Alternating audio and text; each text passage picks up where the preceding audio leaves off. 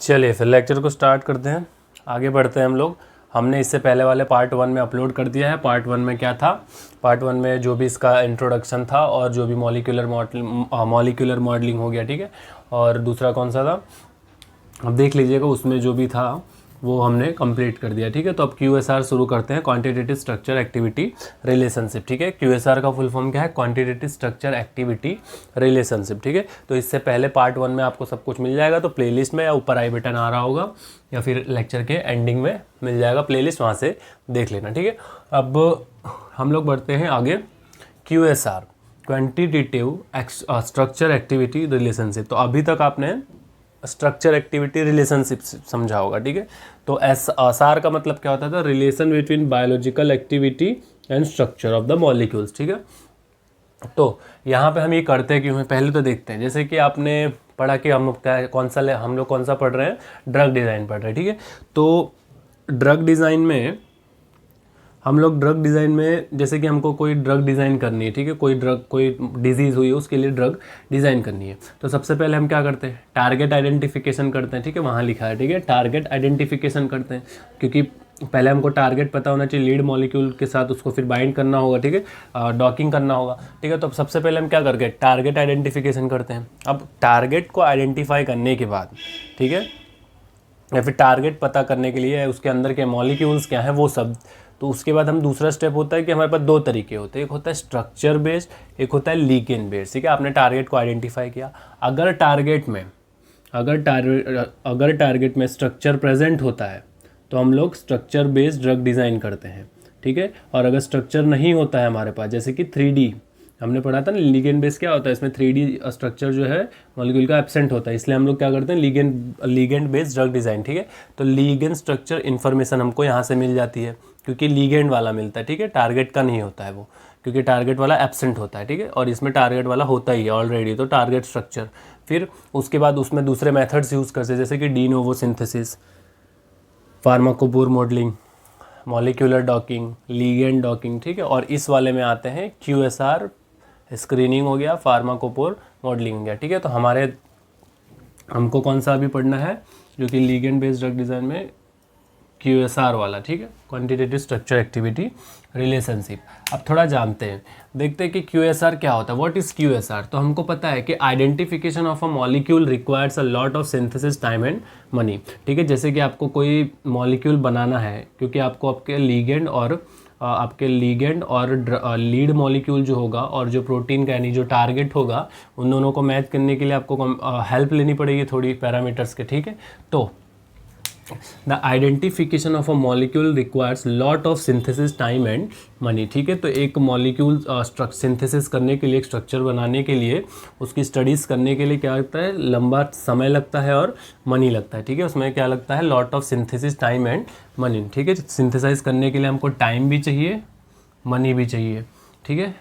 किसके लिए? Identification of molecule requires a lot of synthesis time and money, ठीक है। यानी मतलब एक ही मॉलिक्यूल को पता करने के लिए उसके बहुत सारे सिंथेसिस करने पड़ते हैं, जिसमें जैसे बहुत सारे होते हैं, उसमें से जो बेटर होता है वो लीड मॉलिक्यूल के साथ, लीड वाले कंपाउंड के साथ जाके फिर अटैच होता है, डॉकिंग होती है, ठीक है। It was identified that out of billion, तो ये माना गया था कि बिलियन ऑफ सिंथेसिस यानी बहुत सारे मॉलिक्यूल सिंथेसाइज होते हैं, उसमें से एक या दो, ठीक है, उसमें से एक या दो ही जो है वो क्लिनिकल ट्रायल तक पहुँच पाते हैं, ठीक है। तो ऐसे तो बहुत टाइम भी लॉस हो रहा है, मनी भी लॉस हो रहा है। तो हमारा क्या भाई? QSR का इंट्रोडक्शन हुआ वहाँ पे, ठीक है, क्वांटिटेटिव स्ट्रक्चर एक्टिविटी रिलेशनशिप का, कि हम इस मेथड से जो है वो ये प्रॉब्लम जो है सॉल्व हो जाएगी। दिस प्रोड्यूस हर्डल, ठीक है, ये वाला जो है ये क्या, इसकी वजह से हर्डल होता था किसमें? In the discovery of new chemical entities for the treatment of disease, यानी कोई डिजीज़ की अगर हमको केमिकल यानी ड्रग डिजीज, कोई डिजीज़ के अगेंस्ट में हमको ड्रग बनानी है, तो उसकी केमिकल एंटिटीज़ यानी डिस्कवरी में हमको बहुत प्रॉब्लम होती थी इसकी वजह से, क्योंकि बहुत सारे सिंथेसिस होते हैं, उसमें एक या दो ही सिलेक्ट हो पाते थे, बाकी टाइम भी वेस्ट, मनी भी वेस्ट, ठीक है। तो इसीलिए QSR is extremely useful in tackling this problem, ठीक है। तो इस प्रॉब्लम को सॉल्व करने के लिए QSR की मदद से ये प्रॉब्लम जो है वो सॉल्व हो जाती है, ठीक है। अब देखते हैं QSR क्या होता है। जैसे कि आपने लिगेंड बेस्ड ड्रग डिज़ाइन किया, अब उसमें आपको फिजियोकेमिकल जैसे QSR है तो क्वांटिटेटिव स्ट्रक्चर एक्टिविटी रिलेशनशिप करना पड़ेगा, ठीक है। अब उसका डिफाइन देखते हैं क्या होता है। QSR यानी QSAR is a mathematical relation. क्या है ये? एक mathematical relationship between a biological activity. किसकी biological activity? Molecular system and its geometry and chemical characteristics, ठीक है।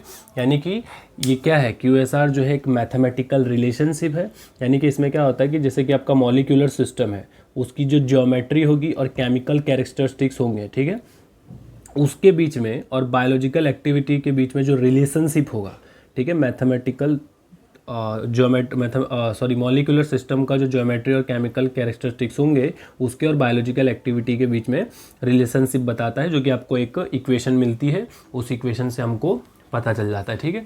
फिर उसमें आगे बहुत सारे फिजियोकेमिकल प्रॉपर्टीज़ भी आती हैं, जैसे कि हाइड्रोफोबिक पैरामीटर्स होगा, स्टेरिक पैरामीटर्स होगा, ठीक है, वो भी हम इसके आगे देखते हैं, ठीक है। तो यहाँ पे हो गया हमारा definition. QSR is a mathematical relation between biological activity of a molecular system and its geometry and chemical characteristic, ठीक है। तो यहाँ पे हमारा डेफिनेशन हो गया और व्हाट इज़ QSR ये होगा। अब इसके आगे जो है वो दो देखते हैं, ठीक है। फिजियोकेमिकल प्रॉपर्टीज़ अब पढ़ेंगे। QSR में कुछ अप्रोचेस होते हैं, जैसे कि फिजियोकेमिकल प्रॉपर्टीज़, ठीक है, जैसे कि हमने उसमें डेफिनेशन में पढ़ा था, ठीक है। तो अब आता है कि there are many physical structural and chemical properties which have been study by QSR approach, ठीक है। तो QSR अप्रोच की मदद से फिजिकल हो गया, स्ट्रक्चरल हो गया, केमिकल प्रॉपर्टीज़ की स्टडीज़ जो है वो की जाती हैं, ठीक है, QSR अप्रोच की मदद से।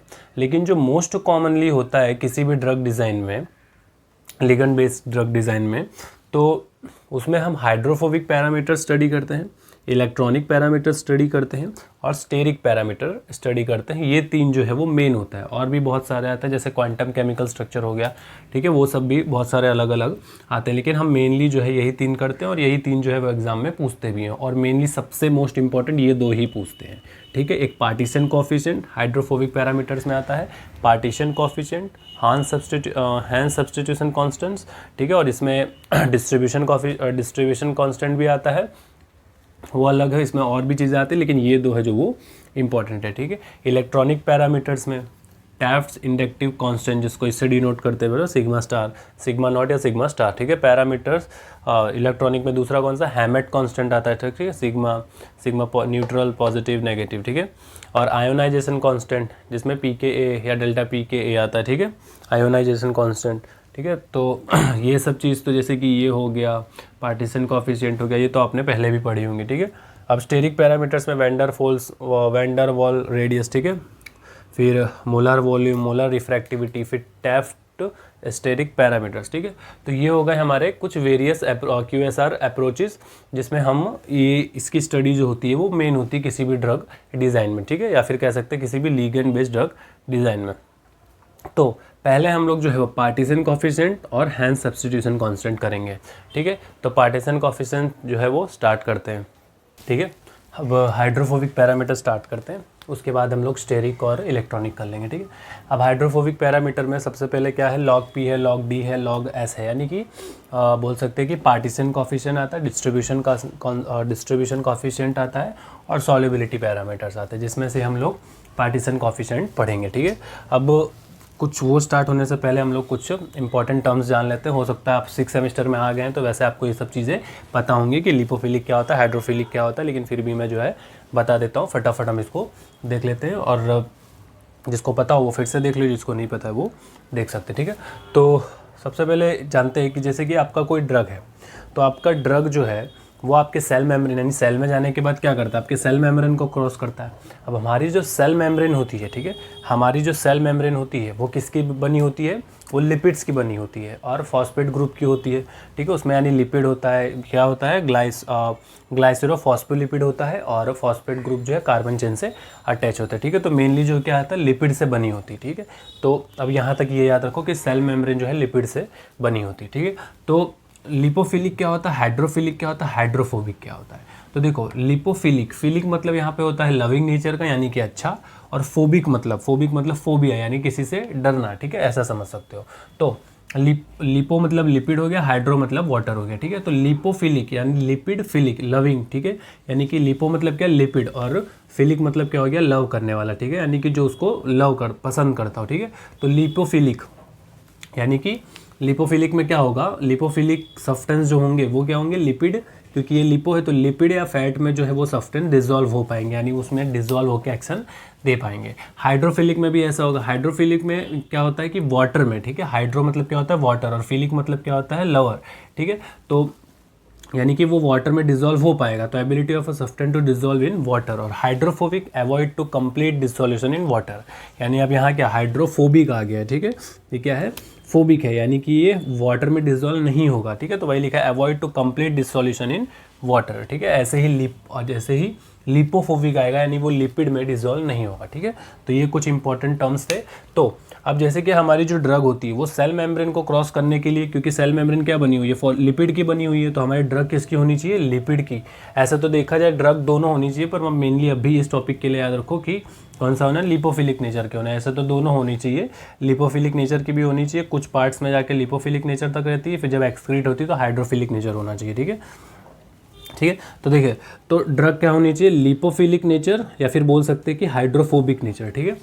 क्या होता है लिपोफिलिक नेचर या फिर बोल सकते हैं कि हाइड्रोफोबिक नेचर की होनी चाहिए। अगर लिपोफिलिक नेचर की होगी या फिर हाइड्रोफोबिक नेचर की होगी तो क्या करेगी सेल मेम्ब्रेन्स को जो है वो इजीली क्रॉस कर पाएगी, ठीक है। तो ये था। अब इसको पता करने के लिए कि आपकी ड्रग की लिपोफिलिसिटी कितनी है वो, ठीक है, तो आपके ड्रग की लिपोफिलिसिटी पता करने के लिए या फिर बोल सकते हैं हाइड्रोफोबिसिटी पता करने के लिए हम क्या करते हैं कुछ मेथड्स का इस्तेमाल करते हैं, जिसमें सबसे मेन इंपॉर्टेंट कौन सा है पार्टीशन कोएफिशिएंट, ठीक है।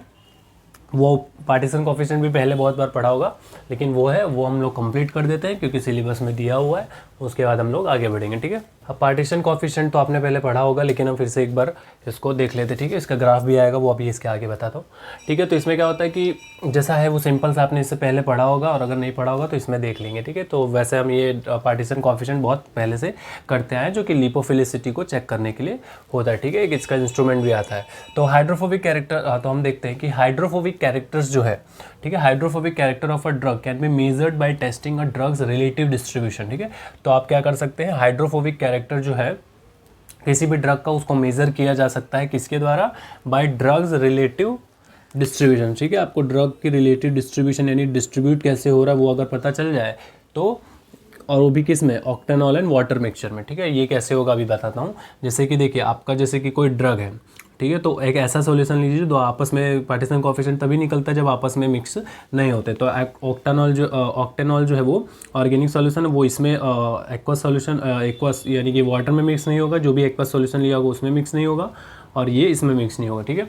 तो हमको क्या करना है तो हमको क्या करना है कि देखिए डेफिनेशन पढ़ते हैं। Hydrophobic character of a drug can be measured by testing the drugs relative distribution, ठीक है, यानी कि आपकी ड्रग का जो रिलेटिव डिस्ट्रीब्यूशन है वो पता कर लेंगे इन एन ऑक्टेनॉल और वाटर मिक्सचर, ठीक है। तो ऐसा मिक्सचर ऑक्टेनॉल और वाटर मिक्सचर में हमको क्या करना है रिलेटिव डिस्ट्रीब्यूशन पता करना है किसका ड्रग का, ठीक है। अब ये जो आपका हाइड्रोफोबिक मॉलिक्यूल और हाइड्रोफिलिक मॉलिक्यूल, ठीक है, हाइड्रोफिलिक मॉलिक्यूल क्या है वो प्रीफर करेंगे तो डिजोल्व इन ऑक्टेनॉल लेयर, ठीक है। तो हाइड्रोफोबिक वाले क्या करेंगे ऑक्टेनॉल में डिजोल्व होंगे, और हाइड्रोफोबिक मॉलिक्यूल है वो प्रीफर करेंगे डिजोल्व होना एक्वस लेयर में, ठीक है। क्योंकि हाइड्रोफिलिक यानी कि वाटर लवर तो वो किस में होगा एक्वस लेयर में होगा, ठीक है, यानी वाटर वाली लेयर में, और हाइड्रोफोबिक यानी वाटर से दूर तो ये वो दूसरा वाला है, ठीक है। तो ये ऑक्टेनॉल यानी उस लेयर में होगा, ठीक है। तो दोनों की एक अलग लेयर सेपरेट हो जाएंगी। फिर the relative distribution is known as a partition coefficient, ठीक है। तो जो रिलेटिव डिस्ट्रीब्यूशन होता है उसी को कहते हैं पार्टीशन कोएफिशिएंट, ठीक है। It is obtain from the following equation. तो हमारा जो रिलेटिव डिस्ट्रीब्यूशन है यानी कि पार्टीशन कोएफिशिएंट जो है वो इस इक्वेशन से मिल जाएगा, यानी कि आपका जो ड्रग है उसको ऑक्टेनॉल में डाला, ठीक है, और आपके ड्रग को एक्वस सॉल्यूशन में डाला, फिर ऑक्टेनॉल का कंसंट्रेशन जो आ रहा है वो और एक्वस सॉल्यूशन का जो कंसंट्रेशन आ रहा है वो डिवाइड करके आंसर जो आएगा वो पी मिल जाएगा। फिर पी यानी कि आपको जब पी की वैल्यू मिलेगी तो उसका लॉग पी निकाल लेंगे, फिर हमको लॉग पी मिल जाएगा, ठीक है।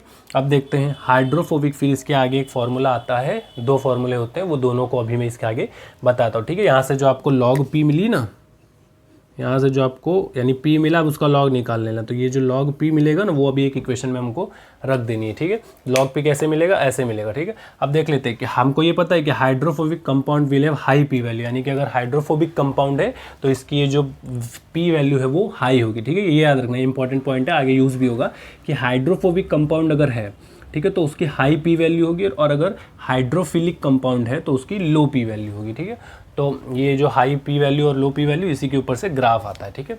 वो अभी मैं इसके आगे बताता हूँ, ठीक है। तो अभी तक मैंने उससे पहले क्या बोला था, ये ध्यान रखना, ठीक है। तो वो इक्वेशन वाली जो है, वो इक्वेशन जो है लास्ट में वो ध्यान रखना, ठीक है, क्योंकि उसी के ऊपर से ऐसे ग्राफ आता है। उसमें क्या होता है कि जैसे कि हमने वहाँ तक डिस्कस किया था ना, उसके बाद मैंने बोला था लॉग P, ठीक है। तो लॉग P वाले जिससे पहले अभी मैंने रफ़ किया, तो उसमें लॉग P हमको मिला था, वो लॉग P हम यहाँ रखेंगे, ठीक है। K1 है, K2 है, K1 K2 क्या है, कांस्टेंट है, तो उनके लिए वाली वैल्यू आती है, ठीक है। log 1/c क्या है वो मैं अभी बताता हूँ, ठीक है। तो अब मैंने वहाँ क्या बोला था, यानी हाइड्रोफोबिक से जितना कि हाइड्रोफोबिक कंपाउंड होगा तो उसकी हायर P वैल्यू होगी, ठीक है। तो हायर P वैल्यू होगी तो क्या है, सीधा जाएगा, यानी ये क्या log 1/c से एक लीनियर इक्वेशन बनेगी, ठीक है। तो इसका क्या, सॉरी, लीनियर ग्राफ बनेगा, ठीक है। इसका क्या बनेगा, लीनियर ग्राफ। log P क्या है, कॉफिशिएंट है, और log 1/c क्या है वो देखते हैं। अब देखिए 1/c क्या है, पहले C देखते हैं। पहले C क्या होता है, C is the concentration of the drug required to achieve a defined level of biological activity, यानी किसी भी ड्रग को, देखो C क्या है, C is the concentration of the drug, यानी क्या है कि जो C है वो कंसंट्रेशन है किसी ड्रग का।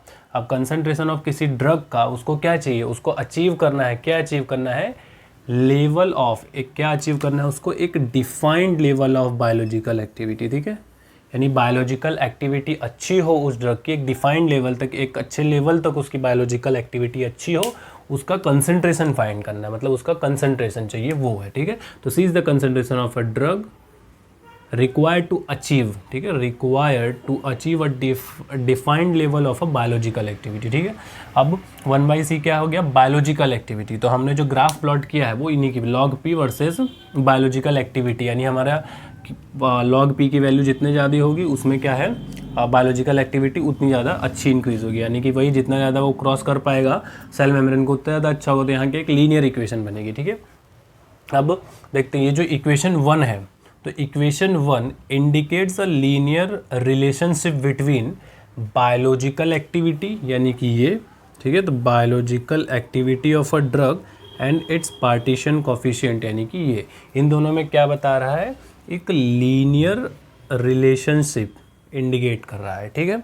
अब अगर मान लीजिए ये log P की वैल्यूज़ और बढ़ती हैं, ठीक है, over larger range of P value, the graph of log C against log P, यानी कि जो आपका ग्राफ बना है log C against log P का, तो वो लार्जर रेंजेस पे जो P की वैल्यूज़ हैं, ठीक है, over the larger range of P values, यानी कि जो आपको P की वैल्यू मिलेगी, ठीक है, यानी पार्टीशन कोफिशिएंट की, तो उसका ग्राफ जो रहेगा log 1/c against log P का, वो अक्सर किस में आएगा, पैराबोलिक फॉर्म में आएगा। किस में आएगा, अक्सर पैराबोलिक फॉर्म में होता है, with a maximum value log P0, ठीक है। किसके साथ आता है, उसके साथ ये भी आ जाता है मैक्सिमम वैल्यू P0, ठीक है। तो ये रहा उसका ग्राफ, ठीक है। तो ये हो गया, यानी अगर log P की वैल्यूज़ बढ़ती हैं, लार्जर रेंज तक जाती हैं, तो क्या होता है, यानी P की वैल्यूज़ अगर लार्जर रेंज तक जाती हैं तो ये ग्राफ आपको पैराबोलिक फॉर्म में आएगा, ठीक है। तो इसके आगे एक इक्वेशन होती है, वो इतना GTU के एग्जाम में इतना काम नहीं आता है, लेकिन अगर आप कोई GPAT UPAT कर रहे हो तो उसके लिए आपको वो इक्वेशन जो है वो पढ़नी पड़ती है, ठीक है। चलिए फिर अभी आगे देख लेते हैं। अभी हमारा देखिए इससे पहले वाला जो फर्स्ट वन था, ठीक है, तो वो हमारा हो गया था फर्स्ट वन। अब इसके बाद देख लेते हैं इलेक्ट्रॉनिक इफेक्ट क्या होता है, और दूसरा जो है वो स्टेरिक इफेक्ट क्या होता है, ठीक है। तो इलेक्ट्रॉनिक इफेक्ट स्टार्ट करते हैं हम लोग। इलेक्ट्रॉनिक इफेक्ट में आपने सबसे पहले ये भी जाना होगा कि इलेक्ट्रॉनिक इफेक्ट क्या होता है। तो इलेक्ट्रॉनिक इफेक्ट यानी कि आपने 11th-12th में देखा होगा, सुना होगा कि जैसे कि इंडक्टिव इफेक्ट होता था, positive inductive effect, negative inductive effect, ठीक है, रेजोनेंस, ठीक है, मेसोमेरिक इफेक्ट होता था, ठीक है। तो ऐसे अलग अलग इफेक्ट्स आते थे, तो वो सब इलेक्ट्रॉनिक इफेक्ट्स में आते हैं, ठीक है। तो इसमें हमको क्या होता है, पॉजिटिव नेगेटिव चार्ज की स्टडीज़ करनी होती, ठीक है। और इसमें ओवरऑल करना क्या होता है कि अगर हम इसकी स्टडीज़ करते हैं तो हमको ड्रग का जो आयोनाइजेशन और पोलैरिटी जो है वो पता चल जाता है कि अगर जैसे कि मान लीजिए अगर आपका कोई ये है, ठीक है, जैसे कि आपका कोई बेंजोइक एसिड है, ठीक है। तो उसके मॉलिक्यूल्स में अगर जैसे कि मान लीजिए कोई एक्स सब्स्टिट्यूशन आप करवाते हैं तो इसकी जो पहले की पोलैरिटी होगी वो जो है इसके सब्स्टिट्यूशन की वजह से जो होगी क्या होगी, ऊपर नीचे हो जाएगी, ठीक है, यानी आगे पीछे हो जाएगी। तो वही इसका डेफिनेशन बोलता है कि the electronic effect of various substituents, यानी कि जो अलग अलग सब्स्टिट्यूएंट होते हैं, एक्स सब्स्टिट्यूएंट्स होते हैं, उनके इलेक्ट्रॉनिक इफेक्ट वो क्या करते हैं, क्लियरली इफेक्ट करते हैं ड्रग के आयोनाइजेशन या फिर ड्रग के पोलैरिटी पे, ठीक है, इतना क्लियर। दिस टर्न में have an effect on how easily, ठीक है। तो अब ये अच्छा भी हो सकता है और ख़राब भी हो सकता है, और इससे हमको ये पता चल जाएगा कि जो ड्रग है वो जो है सेल मेम्ब्रेन को कितनी आसानी से क्रॉस करेगी और कितने अच्छी तरह से रिसेप्टर से जो है वो बाइंड होगी, ठीक है।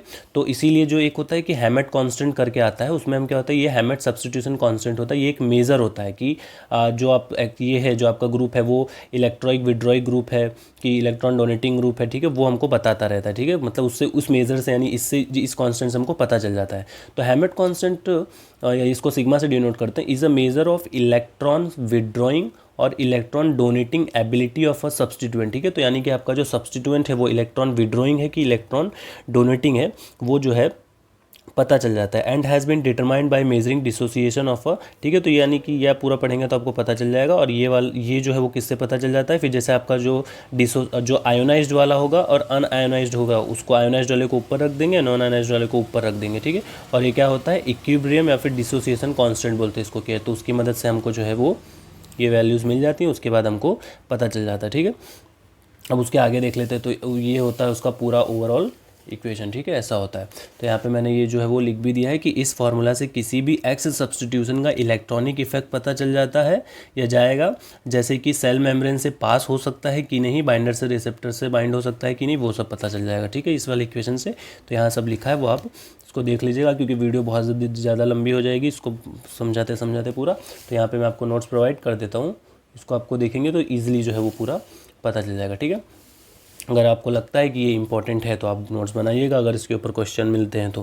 अगर नहीं मिलते हैं, वैसे तो जीटीयू में इसके ऊपर नहीं आता, जीटीयू में सीधा पूछता है कि आप फिजियोकेमिकल प्रॉपर्टीज़ बताइए, तो उसमें आप थोड़ा थोड़ा सबके बारे में एक्सप्लेन कर देंगे तो भी आ जाएगा, ठीक है। अब ये स्टेरिक फैक्टर क्या होता है वो देख लेते हैं। स्टेरिक फैक्टर जानने से पहले आप ये जानिए कि स्टेरिक फैक्टर को भी आपने पहले सुना होगा, एक वर्ड आपने सुना होगा पहले, एक आता था स्टेरिक हिंड्रेंस, ठीक है। तो स्टेरिक हिंड्रेंस आता था। तो स्टेरिक हिंड्रेंस का मतलब क्या होता था, स्टेरिक हिंड्रेंस का मतलब कि आपका जो बल्क है, यानी कि अगर ऐसा कोई सब्स्टिट्यूशन है, वो मॉलिक्यूल में ऐसा कोई ग्रुप या मॉलिक्यूल है जिसकी वजह से जो केमिकल रिएक्शन है क्या है, जो केमिकल रिएक्शन है वो क्या हो जा रही है, वो स्लो हो जा रही है, ठीक है।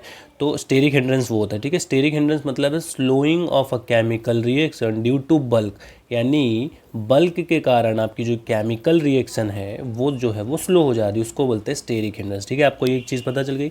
अब इसमें जान लीजिए कोलिजन थियरी आती है। कोलिजन थियरी क्या है, कोलिजन मतलब टकराना आपस में। तो कोलिजन थियरी क्या होती है, अजम्पशन ऑफ अ रिएक्शन, ठीक है। एक अजम्पशन होता है, अंदाजा होता है रिएक्शन का, डेट एटम और मॉलिक्यूल कम टुगेदर और कोलाइड विथ ईच अदर, ठीक है। जो एटम जो है आपस में एक दूसरे के पास आएंगे और टकराएंगे, उनसे कुछ इक्वेशंस मिलेंगी, ठीक है, उसी को बोलते हैं कोलिजन थियरी, ठीक है। तो अब ये मैं बोल क्यों रहा हूँ, उसका डेफिनेशन है आगे, इसीलिए। अब देखिए स्टेरिक फैक्टर क्या होता है, steric features of a drug. अब किसी भी ड्रग का, यानी कि स्टेरिक हिंड्रेंस, यानी कि आप समझ सकते हैं कि स्टेरिक हिंड्रेंस हमको फाइंड करना, यानी बल्कीनेस फाइंड करना हो कि कोई भी आपका जो जैसे हमने पीछे वाले में देखा था, कोई एक्स सब्स्टिट्यूशन अगर आपके एक्चुअल जैसे कि बेंजोइक एसिड था उस पर आके लग रहा है, तो अब इसमें उसमें तो हमने अलग चीज़ फाइंड की, ठीक है। अब इसमें हम क्या करेंगे, देखेंगे कि उसका जो सब्स्टिट्यूएंट है वो उसका साइज़ क्या है, ठीक है। हम इसमें क्या पता करते हैं, साइज़ पता करते हैं, पूरा ओवरऑल जो है वो साइज़ देखते हैं, ठीक है। अब देखते हैं steric feature of the drug, यानी कि ड्रग का जो स्टेरिक फीचर होता है वो क्या करता है, मेनली अफेक्ट करता है ड्रग रिसेप्टर इंट्रैक्शन को, ठीक है। ये जो स्टेरिक फैक्टर्स होते हैं वो ड्रग और रिसेप्टर के इंट्रैक्शन पे ही वर्क करते हैं और रिफ्लेक्ट करते हैं चेंज इन द ऑनसेट, ठीक है। और जिससे कि जो चेंज होता है बाद में वो किस पे इफेक्ट करता है, ऑनसेट और ड्यूरेशन ऑफ बायोलॉजिकल एक्शन, यानी कि आपका ऑनसेट ज़्यादा होगा कि कम होगा, ड्यूरेशन ज़्यादा होगा कि कम होगा, उसको चेंज करते हैं, ठीक है। या आपका ड्रग, यानी कि जो आपके स्टेरिक फैक्टर है वो मेनली ड्रग के जो स्टेरिक फीचर्स हैं वो मेनली कहाँ पे ड्रग और रिसेप्टर के इंट्रैक्शन पे फोकस करते हैं, जिससे कि आपको चेंजेस पता चलते हैं कि ऑनसेट कितना होगा और बायोलॉजिकल एक्शन आपके ड्रग का, और ड्यूरेशन ऑफ एक्शन कितना होगा बायोलॉजिकल ड्रग का, यानी कि बायोलॉजिकल एक्शन का, ठीक है। यानी बायोलॉजिकल एक्शन आपको कितनी मिलेगी, ठीक है। आपको कोई ड्रग ले रहे हैं तो उसका आपको एक्शन कैसे मिलेगा, लंबा ऑनसेट, ठीक है, कम होगा कि ज़्यादा होगा, ड्यूरेशन ऑफ एक्शन कम होगा कि ज़्यादा होगा, वो सब, ठीक है। अब देखिए बल्कि ग्रुप, ठीक है, बल्कि ग्रुप, यहाँ जो बल्कनेस बढ़ जाती है उसकी वजह से क्या केमिकल रिएक्शन शुरू हो जाता है। तो बल्कि ग्रुप में lower the activity by improper fitting of the drug into binding site of target, ठीक है। अब देखिए जो बल्कि ग्रुप है वो क्या करते हैं, लोअर कर देते हैं इम्प्रॉपर फिटिंग ऑफ ड्रग की बाइंडिंग साइट और टारगेट, यानी कि जो रिसेप्टर होगा उनका जो है क्या हो जाता है, जो बल्कि ग्रुप्स होते हैं वो क्या कर देते हैं, यानी कि जो आपकी बल्कि ग्रुप्स है वो लोअर कर देते हैं क्या, fitting of drug into binding site, ठीक है। वो जो उनकी फिटिंग होती है अच्छे से, उनकी वो क्या होती है, कम हो जाती है। तो देखिए द बल्क सब्सटीट्यूएंट, अब जो बल्क सब्सटीट्यूएंट है वो क्या करता है, आपका जो ड्यूरेशन ऑफ एक्शन और ऑनसेट एक्शन होता है, ठीक है, यानी कि जो बल्क जो आपका ये जो बल्क सब्सटीट्यूएंट होता है ऑल्सो डीले क्या करता है, डीले करता है डी अटैचमेंट ऑफ ड्रग, यानी आपकी ड्रग रिसेप्टर से बाइंड हुई है तो उसको अपना एक्शन दे के, उसका ऑनसेट एक्शन दे के, अपना ड्यूरेशन दे के, मतलब कब उसको, अब एक बार अटैच हुई है अगर आपके रिसेप्टर से ड्रग, अगर रिसेप्टर से अटैच हुआ है तो उसको बाहर भी निकलना है, ठीक है। तो अगर जल्दी निकल रहा है तो ऑनसेट बोलते हैं, ठीक है, और अगर लंबा चल रहा है तो उसको ड्यूरेशन बोलते हैं, ठीक है। तो उसका डी अटैचमेंट होना भी जरूरी है। तो देखिए वो क्या करता है, जो बल्क सब्सटीट्यूएंट होते हैं वो डीले कर देता है D attachment of drug from receptor, जिसकी वजह से क्या होता है, लेट ऑनसेट हो जाता है और लॉन्ग ड्यूरेशन ऑफ एक्शन हो सकता है, ठीक है। तो ये हो गया, ठीक है। अब ये हो गया। अब देखिए जो साइज़ होता है सब्सटीट्यूएंट का वही इंपॉर्टेंट, अगर साइज़ बड़ी होगी यानी बल्कीनेस ज़्यादा होगा, यानी हिंड्रेंस ज़्यादा होगा, ठीक है। तो साइज़ ऑफ द मॉलिक्यूल यानी जो आपका सब्सटीट्यूएंट है उसकी बात कर रहा हूँ।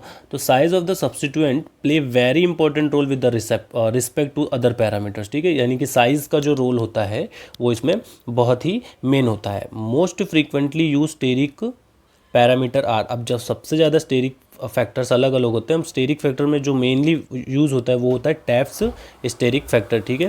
जो टैप्स स्टेरिक फैक्टर होता है वही जो होता है वो मेनली यूज़ होता है, ठीक है। अब ये देख लेते हैं स्टेप स्टेरिक फैक्टर क्या होता है। देखिए this parameter is a measure of substituent size, ठीक है। ये पैरामीटर जो है वो किसका है, मेजर करता है सब्सटीट्यूएंट साइज को, और useful for the study of intramolecular steric effect, ठीक है। स्टेरिक इफेक्ट क्या होता है वो देखते हैं। स्टेरिक इफेक्ट जानने से आपको क्या पता चल जाता है, देखिए एक जो आयंस और मॉलिक्यूल्स होते हैं, ठीक है, जो आयंस और मॉलिक्यूल्स होते हैं उनकी रिएक्टिविटी, शेप, ये सब जो है वो आपको पता चल जाती है। वैसे पूरा देखें तो डेफिनेशन क्या होगी, स्टेरिक इफेक्ट क्या होता है, स्पैटियल यानी स्पैटियल अरेंजमेंट होता है एटम्स का, ठीक है। आप वो जो स्ट्रक्चर देखते हैं ना पूरा, उसको स्पैटियल अरेंजमेंट बोलते हैं, ठीक है। सीजो ट्रांस भी आता था पढ़ने में, ठीक है। तो spatial arrangement of atom, when atom come close together there is rise in the, ठीक है, यानी कि जब कोई एटम किसी दूसरे मॉलिक्यूल या किसी एटम के क्लोज में आता है तो क्या होता है, एक एनर्जी राइज होती है, एक एनर्जी आती है मॉलिक्यूल में।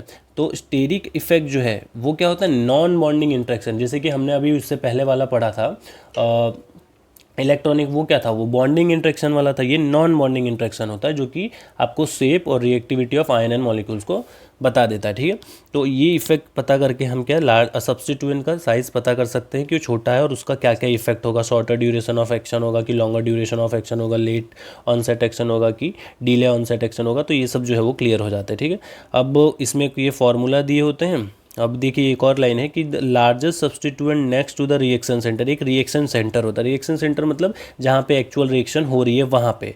तो अगर जो लार्जेस्ट सब्सटीट्यूएंट है वो रिएक्शन सेंटर में नेक्स्ट है, यानी एकदम बाजू में ही है, एकदम रिसेंट उससे अटैच है, तो क्या होगा, हिंडर करेगा रिएक्शन को more than the smaller substituent, यानी वो ज़्यादा इफेक्ट दिखाएगा स्मॉलर सब्सटीट्यूएंट में, ठीक है, स्मॉलर सब्सटीट्यूएंट के कंपैरिजन में। Therefore difference between the reaction rate of the parent reaction, यानी जो उसमें पेरेंट रिएक्शन और सब्सटीट्यूएंट रिएक्शन होगा उसमें भी क्या होगा, डिफरेंस होगा, जिसकी वजह से क्या होगा, सब्सटीट्यूएंट साइज जो है वो हमको पता चल जाएगा, ठीक है। तो ये एग्जाम्पल दिया है एसिड हाइड्रोलाइसिस ऑफ ईस्टर, ठीक है। तो ये रहा उसका फॉर्मूला और ये रहा उसकी चीज़ें दी हुई हैं, ठीक है।